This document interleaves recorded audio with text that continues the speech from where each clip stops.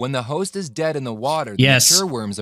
Yes, because I've seen it where they put a fucking praying mantis in a fucking cup of water and it does that. I don't like these. What's going on, you heathens? This video randomly popped up in one of my... I was going down a rabbit hole for something. I might have been watching Roanoke gaming or whatever. I forget it's games or gaming. I'm not positive. But this popped up on it, and I thought it seemed like a pretty cool video, so I decided to check it out. Let's jump into it.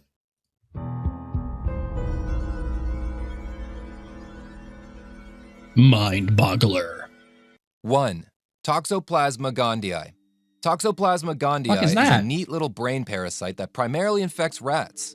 Once infected, it manipulates the brain of the rat. Instead of being fearful of and running away from cats, the rat starts to seek out cats. Studies have shown that the Toxoplasma gondii infected rats are attracted to the smell of cats and cat urine. Oh, I have heard of this before. I have heard of this disease before because it's actually pretty yeah, no, I've heard of this. Yeah. It's a fucking interesting thing. I believe Roanoke actually talked about it at some point on one of his theories. Infected rats like to approach cats and be killed or eaten by them. Then the parasite moves to the cat where it can breed.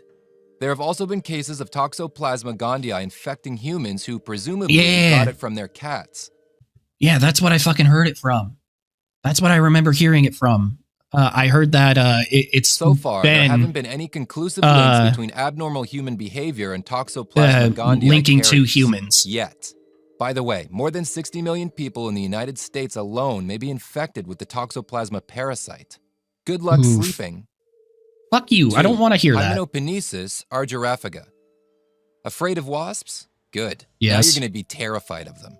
The tropical wasp species, Hymenopnesis argyrophaga, oh, good thing I live in a cold place then, is a parasite in the strongest sense of the word. These wasps target orb weaver spiders and use them as hosts for their young. When it comes time to lay their eggs, the female wasp will search for an orb weaver, sting it, which paralyzes the spider, and lay her eggs on the spider's abdomen. If that sounds bad, it gets worse. Not long after the eggs are laid, the larvae hatch and stay attached to the spider, sucking its blood. Several weeks of this and the larvae begin injecting an as-yet known chemical into the spider. The chemical takes over the spider's brain and it begins weaving a cocoon for the larvae. Once the cocoon is finished, the brain-controlled spider just sits inside of it, waiting for the next phase of the larvae to molt. When the newly molted larvae arrive, they eat the spider and spend their next weeks in the cocoon. A few years later, oh, years? No. Give me the heebie fucking jeebies. That's some fucking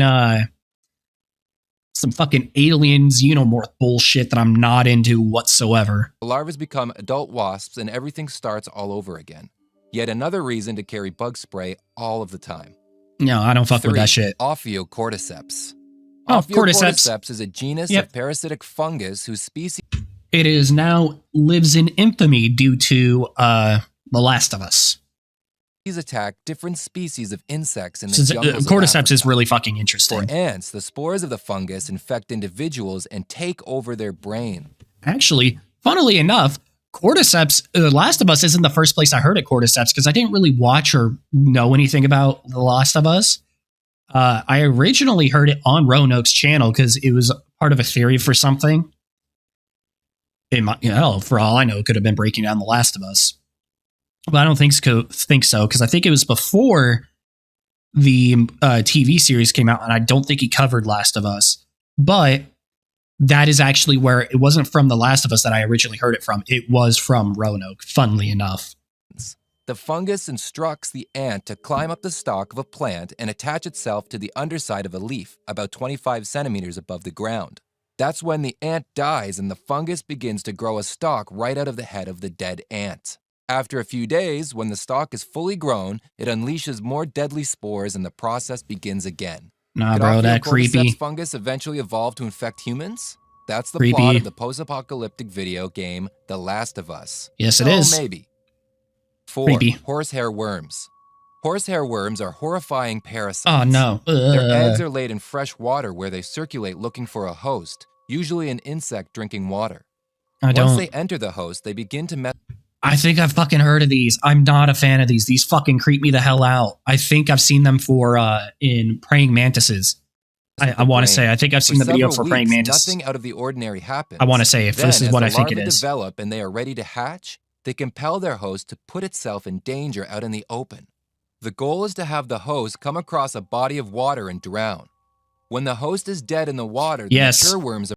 Yes, because I've seen it where they put a fucking praying mantis in a fucking cup of water and it does that. I don't like these. They creep me out. Horsehair worms mainly infect insects, but there have been documented human infections too. I don't like it. They creep me. They creep me out a lot. Bath salts. We all remember the infamous Miami cannibal attack that happened back in 2012. God, was it really that far back? I do remember it. I remember that there were jokes and shit about it. Was I only 12 when this happened? Considering I watched the footage of it online. God damn. Even back then I watched some fuck shit, but yeah, I didn't realize it was, I could have thought it was earlier than that, more recent than that. Or if not that, older. I didn't think it was in 2012 itself. 66-year-old homeless man Ronald Popo, then gnawed off his face in the process. It's believed that Eugene was... Oh, I could have sworn. I thought it was the other way around. I thought it was a homeless man who attacked someone. No, the homeless man got attacked. Okay. Under the influence of bath salts at the time of the attack. Popo barely survived the attack and is now completely blind. Sadly for us, zombie apocalypse... Oh, I didn't know that he's... Good. I wasn't sure if he actually survived or not. I'm glad that man survived. Spectators, it's hard to tell if the bath salts made Eugene want to eat human flesh or if he was already mentally unstable. In either case, it's probably a good idea to stay away from bath salts and bath salt enthusiasts. I'm going to assume that he was already somewhat mentally unwell. More likely that the world will end in a mushroom cloud or a climate change-induced environmental disaster, you should never rule out a zombie apocalypse. Never rule it out, but my bet is going to be a mushroom cloud. There are quite a few members of the animal kingdom that abuse the ability to zombify other creatures. Humans may be next. I'd prefer it if we weren't. Thank you so much for watching, and if you enjoy the video, please let me know by clicking the like button. You got it, buddy. I'll even sub to you. You seem pretty interesting. Share, write a comment, and don't forget to subscribe so that you can catch my next video. Got it, buddy. Well, that was Mind Boggler. 5 real ways that could cause a zombie apocalypse.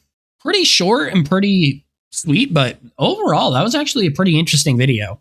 Some of those I didn't hear about, some of them I had, and almost the bug ones really give me the heebie-jeebies. The fucking wasp and the horsehair parasite. Both, I don't enjoy those. They freak me out way too much.